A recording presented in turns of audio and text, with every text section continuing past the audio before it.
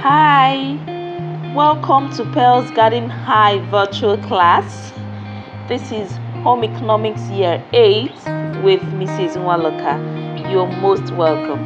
I'm so excited to have you here. Today we are going to be talking about resources. At the end of this video, you would understand what resources are, how we can classify resources, how we can characterize resources, and the benefit of resources to us. Resources are those things which we can use to meet our unlimited needs. Resources are the means of satisfying our needs and reaching our goals. Our needs are unlimited.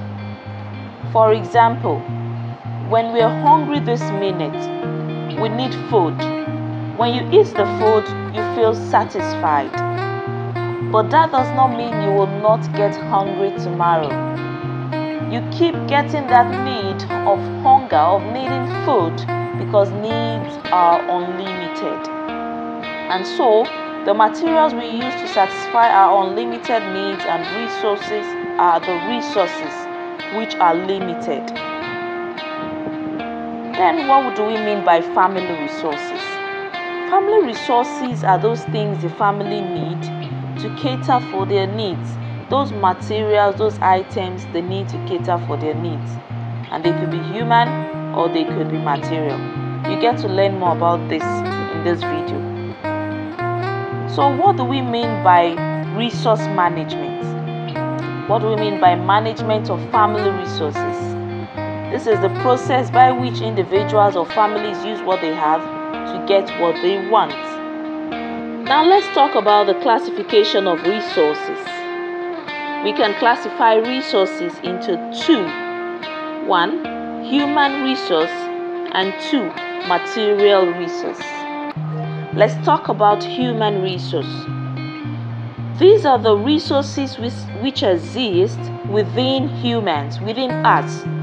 They are personal characteristics that are available for us to make use of in the home. Okay, for example, our time, we use of our time to achieve things around the home.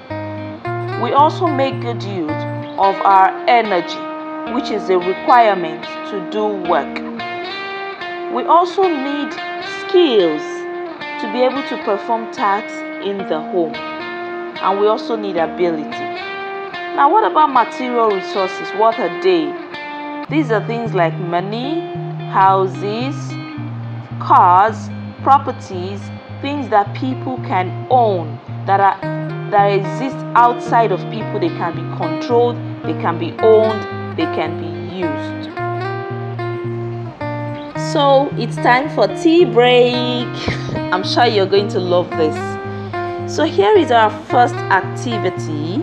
I want you to classify the items you see on the screen into human or material resources.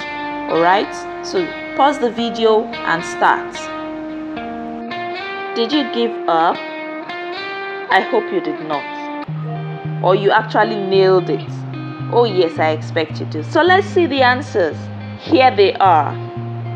So we can see under human resources what we have, and we can see what we have under material resources. You can pause the video to take this down. So to those who got it right, way to go! Well done! Great job! So now let's move on. Let's talk about characteristics of resources. So the characteristics of resources. There are three main characteristics of resources which we are going to be looking at, okay? Now we just summarize these three characteristics as utility, limited availability, and potential for depletion. Resources must be useful, like energy. We use it. Like time, we use it. It has value, okay? Now when we say resources are limited, we are still going to use time as an example. We only have 24 hours in a day. So when we don't finish what we're meant to do in a day, we have to move it on to the next day. Yes, resources do get depleted. It is limited. And also money. Money always gets depleted. It can be consumed totally. And even energy, it's limited. because you can get tired easily. So this is how we wrap up the lesson on resources. I hope you understood all that we've talked about. Now let's test our knowledge with these questions. So I need you to choose the correct answer, pen it down in your notebooks, and submit immediately you get back to school. I'll see you in the next class. For me, it's bye.